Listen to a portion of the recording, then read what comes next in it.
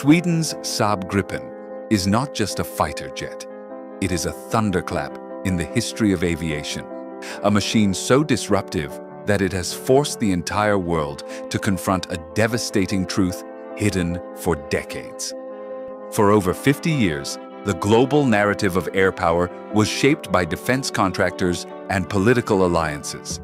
The more you spend, the more invincible you are. Trillion-dollar programs like the F-35 Lightning II, Eurofighter Typhoon, and Dassault Rafale were marketed as the ultimate symbols of air dominance. Nations poured billions into these projects, believing cost equaled power. But then came Sweden, a neutral nation of barely 10 million, building a jet that tore that illusion apart. The Saab JAS-39 Gripen was not a prestige project. It was a survival tool. To understand it, you must return to the Cold War when Sweden stood alone between NATO and the Warsaw Pact. It built its doctrine on the assumption that no ally would come. Out of this came the BAS-60 and BAS-90 dispersal systems, hidden highway strips and forest bases that turned roads into runways. Saab's earlier Draken and Viggen fighters laid the groundwork, but the Gripen perfected the philosophy. Take off from 800-meter roads, refuel and rearm in under 10 minutes with 6 conscripts, survive without billion-dollar infrastructure. This was more than engineering. It was survival turned into steel and silicon. Every design choice screamed one message: stay in the fight when the world collapses. And that philosophy would later become the weapon that shook the entire fighter jet industry to its foundations. When the Gripen entered NATO and multinational exercises, this survival philosophy turned into a devastating weapon. Leveraging advanced data links, network tactics, and electronic warfare that made it a digital ghost, Gripens scored simulated kills against F-15s, Typhoons, and even stealth platforms like the F-22 in red flag drills. Stories of these engagements spread quietly but carried a powerful truth. True air superiority is not about price tags. It's about intelligent design and adaptability. But the Gripen's impact reached beyond combat. It hit the heart of the military-industrial complex. The F-35 is not just a jet. It is a trillion-dollar geopolitical chain locking nations into decades of dependency. The Typhoon represents political compromise as much as capability. Against this system, the Gripen stands as rebellion. Its modular open architecture allows nations to integrate their own weapons and software. Its low cost frees air forces from economic slavery. Brazil's choice of Gripen over Rafale and FA-18 was not just procurement, it was sovereignty. Hungary, the Czech Republic, and South Africa echoed that message. Technically, the Gripen is lethal balance. Raven ES-05 AESA radar with wide-angle ECCM, Meteor missiles giving unmatched BVR reach, IRST for passive stealth detection, and an electronic warfare suite described as a digital shield. Its GE F414 engine gives it performance rivaling twin-engine fighters while flying for a fraction of their cost. Yet what terrifies the industry is not its specs. It's that all this comes in a package designed to fight from highways, maintained by conscripts, upgraded like software, and operated so cheaply it exposes trillion-dollar programs as bloated illusions. Every highway landing, every 10-minute turnaround, every cheap flight hour delivers the same message. The age of overpriced illusions is ending. The Gripen has rewritten the rules. It has proven that innovation under constraint beats excess, that survival-driven design beats politics, and that smart, efficient, sovereign air power is the future. Written in its wings is not just Sweden's story, but the blueprint for 21st century warfare. Beyond its battlefield performance and survival-driven design, the Saab Gripen carries a different kind of power: the ability to change the global balance of defense politics. In a world where fighter jet deals are as much about alliances and control as they are about capability, the Gripen became a dangerous exception. Unlike the F-35 program, which locks nations into decades of US software and maintenance dependency, the Gripen offers freedom. Its open architecture system allows customers to integrate their own weapons and even modify the software without begging the manufacturer. For countries like Brazil, which chose the Gripen over the Rafale and FA-18, this wasn't just about cost, it was about sovereignty. Brazil secured technology transfer, local production, and the ability to maintain and upgrade the jet independently. This deal was a shockwave across the industry because it exposed another secret. Most fighter programs are designed to create dependency, not independence.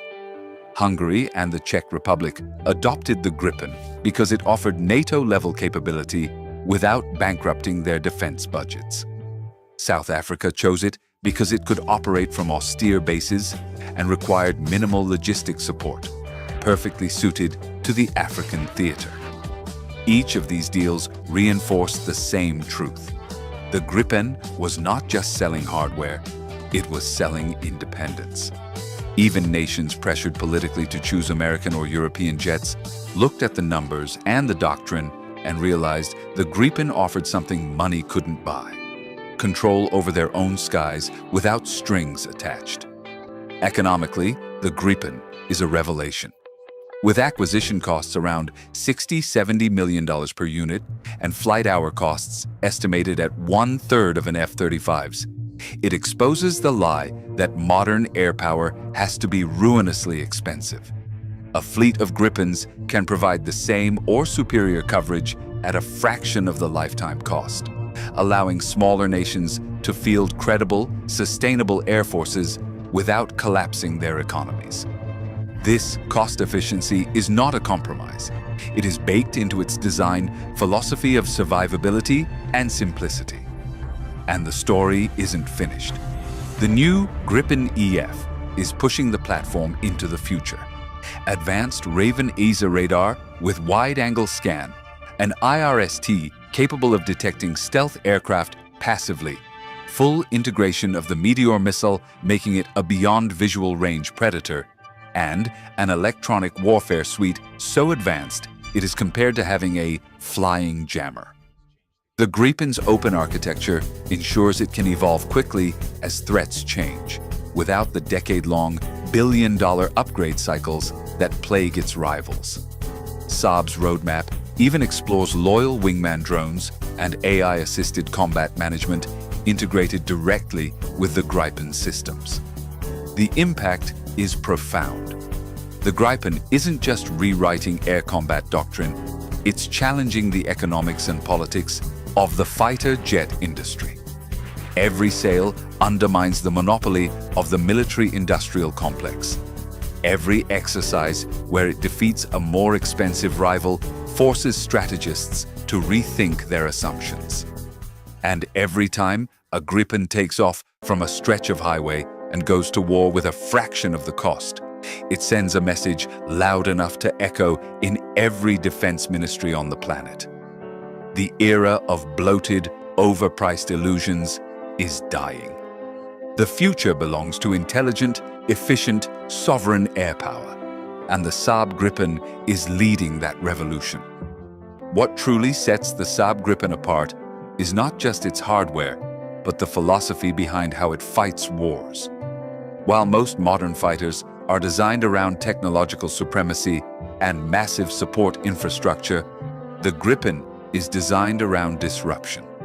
Its entire combat doctrine is built to make the enemy feel blind, overwhelmed, and helpless. Instead of relying solely on stealth coatings or brute engine power, the Gripen leverages information warfare, speed of deployment, and unpredictable tactics that come straight from Sweden's survival mindset. Gripen squadrons are trained differently from most Western air forces. The focus isn't on elite, hard-to-replace pilots, but on creating a system where any pilot can jump in, and the jet itself amplifies their capability through its advanced data link and sensor fusion. In exercises, this philosophy has allowed Gripens to act as force multipliers, turning small numbers into overwhelming networked threats. A single Gripen can feed targeting data to every Allied aircraft in the fight, even if they are different platforms. In simulated conflicts, this has allowed a handful of Gripens to flip the balance of entire engagements without firing a shot, using pure information dominance. The Gripen's wartime deployment strategy is equally unconventional. Instead of defending massive air bases, Sweden designed the jet to vanish into the landscape. Highway strips, forest clearings, and even abandoned industrial sites become launch pads. This constant relocation creates a psychological nightmare for adversaries who can never pin down where the next attack will come from. Unlike F-35s or Su-35s chained to heavily defended bases, the Gripen is a phantom, appearing and disappearing with almost guerrilla-like agility. There's also a psychological element to the Gripen's cost philosophy. For adversaries, going up against a jet that costs 1/3 of theirs, yet performs on equal or superior terms, is demoralizing. It tells pilots and commanders that their expensive technological edge isn't a guarantee of victory. It forces them to rethink tactics mid-fight, knowing the enemy can lose jets without bankrupting their war effort, while every loss on their side bleeds billions. In modern electronic warfare environments, this mental game becomes lethal. The Gripen's advanced EW suite doesn't just jam sensors, it manipulates the enemy's perception of the battlefield. In NATO exercises, opposing pilots have described fighting Gripens as like being hunted by ghosts. Radar screens go dark, false targets appear, and missiles seem to come from nowhere. This is not just technology. It's a psychological weapon designed to make the enemy doubt every move they make. The end result is that the Gripen doesn't just fight battles in the air, it fights them in the minds of both pilots and politicians. It's a machine built to prove that control of the skies doesn't belong to the richest nation or the most expensive jet. It belongs to the smartest strategy. And that philosophy is perhaps its most devastating weapon of all.